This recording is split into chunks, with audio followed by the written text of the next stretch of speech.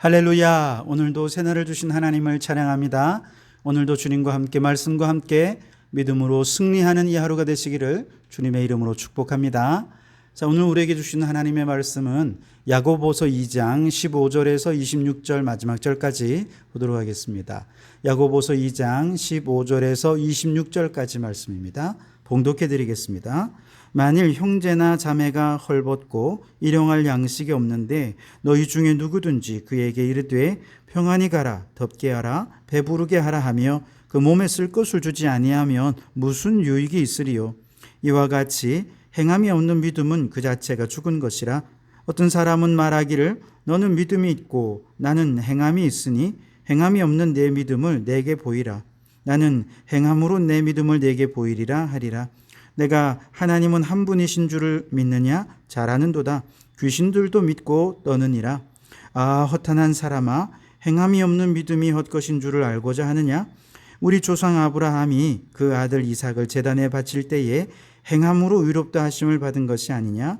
내가 보거니와 믿음이 그의 행함과 함께 일하고 행함으로 그 믿음이 온전하게 되었느니라.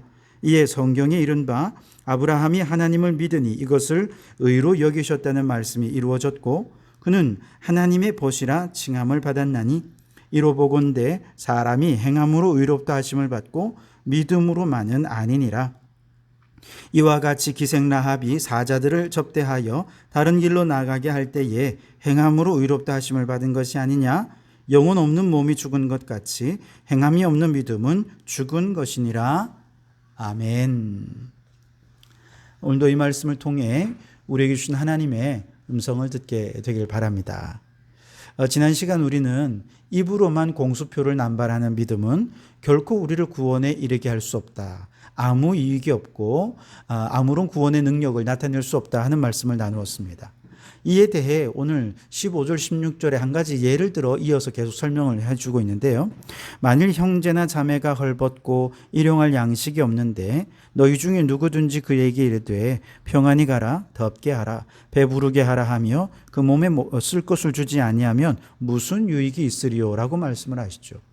아니 그가 지금 헐벗고 있습니다. 일용할 양식 먹을 게 없어서 굶주리고 있습니다. 그런데 입으로만 그래 배부르게 해, 가서 좀 일이라도 하든지 또 뭐 좀 옷으로 좀 덮어봐, 입을 게 없는데 뭔가 좀 덮어봐, 말로만 한다면 무슨 유익이 있겠습니까? 말로만 하는 걸 가지고는 가난한 자를 굶주림과 헐벗음에서 결코 구원해낼 능력이 없는 것이죠. 마찬가지로 말로만 믿음을 고백한다고 해서 그 믿음이 자신을 죄에서 구원할 능력이 있느냐? 전혀 그렇지 않다는 것이죠.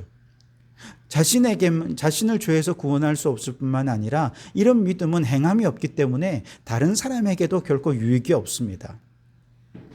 누가복음 10장에 나오는 선한 사마리아인의 비유를 여러분 생각해 보십시오. 어떤 사람이 예루살렘에서 여리고로 내려가다가 강도를 만났죠. 있는 것 다 빼앗겼습니다. 강도들에게 실컷 두드려 맞았습니다. 거의 죽을 지경이 되었습니다. 피투성이가 되어서 길가에 그만 널브러져 쓰러져 있던 것이죠. 그때 마침 제사장과 레위 사람이 그 자리를 지나가게 되었습니다. 이들은 모세 때부터 하나님께 예배드리고 주님의 뜻대로 살아가는 거룩한 일에 구별되이 세움을 받은 사람들이죠. 그들은 지금까지 얼마나 많은 사람들에게 거룩하고 의로운 삶과 죄악과 부정한 삶에 대해 가르쳐 왔겠습니까? 그리고 사람들을 이렇게 해야 거룩할 수 있다, 의로울 수 있다, 그렇게 많은 사람들에게 가르치고 이끌어 왔을 것입니다. 그리고 그들은 예배를 통해 바로 그러한 삶으로 많은 사람들을 이끌어 왔던 것이죠. 자, 그런데 지금 그 앞에 생명이 위태로운 한 강도 만난 사람이 쓰러져 있습니다. 그렇다면 이제 지금까지 그들이 가르쳤던 거룩하고 의로운 삶을 행동으로 실천할 절호의 기회가 되었습니다. 그런데 제사장과 레위인은 그를 그냥 지나쳐 버렸다고 얘기하고 있습니다. 왜 그랬을까? 아마도 그들은 강도 만난 자의 신음소리를 들었을 것입니다. 아마도 그들은 애타게 도움을 청하는 간절한 눈빛도 보았을 것입니다. 마지막 힘을 짜내서 도와달라고 외치는 그의 부르짖음도 들었을 것입니다. 그럼에도 불구하고 그들은 왜 그를 돕지 않고 지나쳐 버린 것일까? 지금까지 이 제사장과 레위인들은 하나님 사랑과 이웃 사랑 말로만 얼마나 많이 떠들었겠습니까? 이제 실제로 그 사랑을 실천할 수 있는 기회가 왔음에도 불구하고 아무런 도움을 주지 않았어요. 왜 그랬을까? 어쩌면 그들은 다급하게 제사의식을 진행해야 하는 곳으로 가고 있었을지 모릅니다. 그래서 제사의식을 진행하기 위해서 그들은 성결해야 했기 때문에 어쩌면 그를 돕지 못할 수도 있습니다. 중요한 절기를 지키기 위해서 부정한 자를 가까이 해서는 안 된다는 율법의 규정을 떠올렸을 것입니다. 눈앞에 있는 이 사람 지금 죽지는 않았지만 죽을 것 같아 보였어요. 그래서 괜히 부정한 자를 돕다가 여리고로 가는 길에 그만 가다가 죽으면 자신은 부정한 자가 되는 것 아니겠습니까? 그러니 자기에게 주어진 책임, 제사의식을 감당할 이 책임을 감당하지 못하게 될까 걱정을 했던 것 같아요. 어쩌면 이들은 이런 이유 때문에 그냥 그 자리가 무서워서 도망칠 사람들은 아니었을 것입니다. 그들에게 사랑이 없어서 그런 것도 아니었을 것입니다. 다만 율법을 지키기 위해서 그들은 그렇게 이 자리를 떠나야 했을 것입니다. 아마 그들의 양심에 가책도 있었을 거예요. 성경에는 기록은 안 되어 있지만 강도 만난 사람에게 아마 그는 이렇게 얘기했을 것입니다. 조금만 참으세요. 저는 제사의식에 참여해서 가야 하고요. 다행히 여기는 사람들이 자주 지나다니는 곳이니까 아마 틀림없이 조금 있으면 당신을 도와줄 또 다른 사람이 올 겁니다. 저는 돕고 싶지만 주의 일을 해야 해서 율법대로 행해야 해서 그냥 가야 됩니다. 제가 기도하겠습니다. 그러니 조금만 살아계세요. 견디십시오. 말로만 그에게 얘기하고 떠나버린 것이죠. 여러분, 이렇게 말로만 그를 남겨두고 갔을 때 아무도 도와주는 사람이 없으면 어떻게 되겠습니까? 결국 죽게 될 것 아니겠습니까? 그의 말이 그의 생명을 구원하는 데는 아무런 효력도 능력도 발휘할 수 없었던 것이죠. 사랑은 말로만 행하는 것이 아닙니다. 말과 혀로만 행하는 것이 아니라 행함과 진실함으로 행해야 한다고 말씀하지 않으셨습니까? 반면에 사마리아 사람은 그를 발견한 즉시 상처를 닦아줍니다. 나귀에 태워 여관에 데려가서 그를 돌보아 주었습니다. 즉 그들이 그의 행동으로 이미 이웃 사랑의 계명을 실천하고 있었던 것이죠. 예수님은 이 비유를 마감하시면서 결론적으로 이렇게 말씀을 하십니다. 가서 너도 이와 같이 하라. 우리의 믿음은 행함으로 증명되어야 한다는 것을 가르쳐 주신 것이죠. 그래서 오늘 17절 말씀에 행함이 없는 믿음은 그 자체가 죽은 것이다 라고 말씀하고 있는 것이죠. 믿음이 있고 행함이 따로따로 있는 것이 아닙니다. 참된 믿음, 진실한 믿음, 살아있는 믿음이 있는 곳에는 저절로 행함이 따라오기 마련인 것이죠. 애당초 믿음이 없으니까 행함도 없었던 것이죠. 마치 무정란에 애초부터 생명의 인자가 없기 때문에 아무리 달기 오래 품고 있다 해도 병아리가 태어날 수 없는 것처럼 행함이 없다는 것은 애초부터 믿음이 없었기 때문에 그저 입술로만 믿는다고 고백했기 때문에 행함이 없을 수밖에 없었던 것이다 하는 것이죠. 성령님의 도우심으로 믿음을 고백하는 사람과 자신의 의지로 믿음을 고백하는 사람의 차이가 바로 여기에 있는 것입니다. 성령님의 도우심으로 믿음을 고백하는 사람은 이후에도 믿음대로 행하는데 성령님께서 도와주십니다. 반면에 자신의 의지로 믿음을 고백하는 사람도 있는데 이들은 자신의 의지로 믿음을 실행하려고 하니 이건 실행할 능력이 없었던 것이죠. 여러분, 만일 성령님의 도우심을 따라 믿음을 고백하셨습니까? 그렇다면 그 다음에 믿음대로 살아갈 수 있는 힘도 성령님께서 주신다고 믿으시기 바랍니다. 그래서 그는 성령님께 믿음대로 행하도록 도와달라고 힘을 달라고 간구하고 도움을 요청할 수 있어야 하는 것이죠. 성경에 보면 아브라함이 믿음의 조상으로 유명하지 않습니까? 그런데 그 아브라함의 믿음이 왜 그렇게 강조되는 것일까요? 그것은 인간의 의지, 인간의 생각으로는 도저히 행할 수 없는 일을 오직 성령의 도우심으로 믿음을 따라 행했기 때문에 그렇습니다. 21절을 보시면 우리 조상 아브라함이 그 아들 이삭을 제단에 바칠 때에 행함으로 의롭다 하심을 받은 것이 아니냐라고 말씀을 하십니다. 여러분, 이 말씀은 많이 묵상하셨겠죠. 아브라함이 이삭을 제단에 바치라는 명령을 받았을 때 어느 부모가 아들을 제물로 바칠 수 있겠습니까? 이건 인간의 이성적인 어떤 판단으로도, 인간의 어떤 의지로도 행할 수 있는 일이 아닌 것이죠. 그런데 아브라함은 하나님께서 이러한 명령을 하셨을 때 어떤 믿음이 있었느냐? 하나님께서 반드시 부활하여 우리 아들을 살려주실 것이다 하는 믿음이 있었던 것이죠. 부활의 주님을 믿었던 것입니다. 이 믿음 누가 주신 것입니까? 성령님께서 주신 것이죠. 성령님께서 믿음을 주시니 이제 믿음대로 행했던 것입니다. 아들 이삭을 제단으로 바친 것이죠. 제물로 바친 것입니다. 그랬더니 하나님께서 그의 믿음을 의로 여기셨다고 말씀하신 것이죠. 얼마나 하나님의 뜻에 잘 순종하는 믿음이었던지 23절에 보면 그는 하나님의 벗이라 칭함을 받았다, 그렇게 말씀을 하십니다.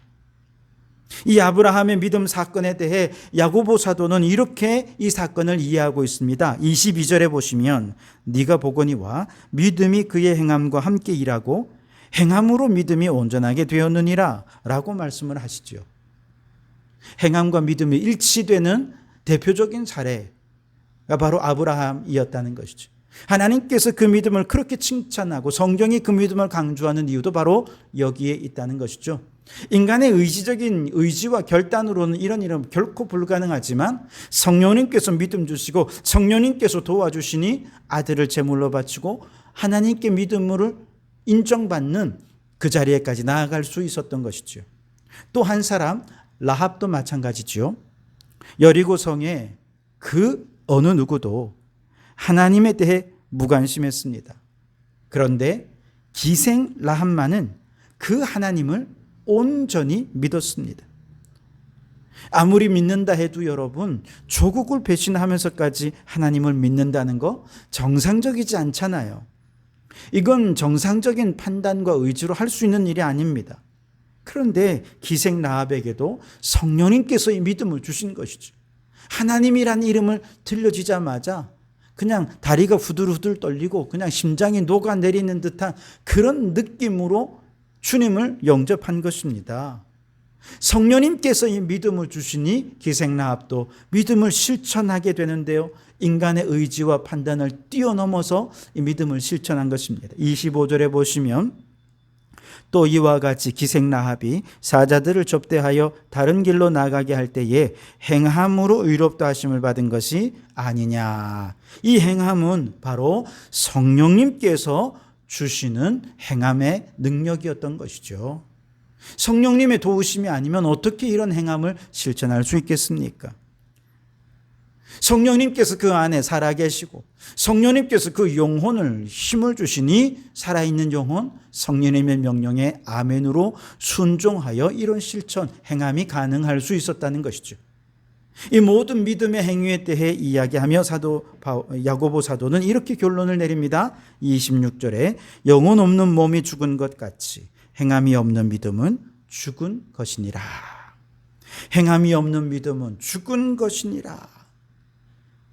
이 믿음은 성령으로 말미암는 믿음이 아니라는 것입니다. 온전한 믿음은 성령님께서 주신 믿음이고 성령님께서 명령하실 때 적극적으로 반응할 수 있는 믿음이 진정한 믿음이라는 것이죠. 여러분, 오늘 우리의 믿음은 어떠합니까? 살아있는 믿음입니까? 죽은 믿음입니까? 성령님으로 말미암아 우리에게 고백된 믿음입니까? 아니면 인간의 의지로 그저 부모님의 등 떠밀려서 상황이 이러니 어쩔 수 없이 그저 그래야 될 것 같아서 믿음을 고백한 것입니까? 분명히 하시기 바랍니다. 옛날 교부 가운데 크리소스톰이라고 하는 분이 계신데요. 이런 말을 했습니다. 만일 우리가 구원받은 자답게 살기만 하면 우리를 통해서 많은 사람들이 예수를 믿게 될 것이다. 이 말을 거꾸로 하면 우리가 믿고 구원받은 자답게 행함을 보이지 못한다면 그 누구도 복음을 믿지 않게 될 거라는 거예요. 전도의 문이 열릴 수가 없다는 것입니다. 우리에게서 어떤 믿음의 생명력도 발견할 수 없는데 누가 예수님을 믿겠습니까? 우리 안에 있는 믿음이 어떤 삶의 변화와 어떤 능력으로 나타나는지 세상 사람들이 볼 수가 없는데 어떻게 이 복음에 흥미를 가질 수 있겠느냐 하는 것입니다. 반면에 성령께서 주신 믿음이고 그 믿음에 순종하는 믿음이라고 한다면 그건 살아있는 믿음이죠. 그 살아있는 믿음으로 인간의 의지, 인간의 판단으로 감당할 수 없는 일들까지도 순종하니 불신자들이 어떻게 저런 사랑을 실천할 수 있는가? 어떻게 저런 삶을 살아갈 수 있는가? 감동하고 감탄하여 주님께 돌아올 수 있게 된다는 것이죠. 전도의 문이 활짝 열려진다는 이야기입니다. 그러므로 여러분, 먼저 우리의 믿음을 점검해 보실 수 있길 바랍니다. 성령님께 믿음대로 행할 수 있는 힘과 능력을 달라고 간구하면서 이제는 죽은 믿음이 아니라 살아있는 믿음으로 살아가실 수 있기를 바랍니다. 그래서 먼저는 하나님께 그 믿음 인정받으시고 더 나아가서 불신자들에게는 복음의 문이 활짝 열려지게 되는 우리 성도들의 살아있는 믿음이 되시기를 주님의 이름으로 축원합니다. 기도하겠습니다. 오 하나님 아버지, 우리의 믿음이 영혼 없는 죽은 믿음이 되지 않게 해 주십시오. 우리가 예수님 믿노라 고백할 때 나의 자의적인 의지로가 아니라 성령님께서 주시는 감동으로 고백한 것으로 믿게 해 주시고 이제 이 믿음으로 성령님께서 말씀하신 대로 행할 수 있는 은혜를 더해달라고 능력을 달라고 간구하고 기도하여 성령님께서 가라 하시면 가고 멈추라 하시면 멈추어 성령님이 뜻하시는 대로 사랑의 열매가 나타나고 은혜의 열매가 나타나고 겸손의 열매가 나타나고 섬김의 삶이 드러나서 불신자들로 하여금 감동하여 주님께 돌아오는 역사들, 전도의 문이 활짝 열리는 저희들의 믿음의 삶이 되게 해 주시옵소서. 그렇게 살아있는 믿음으로 많은 영혼을 구원하는 주님의 일꾼 되기를 소원하오며 예수님 이름으로 기도하옵나이다.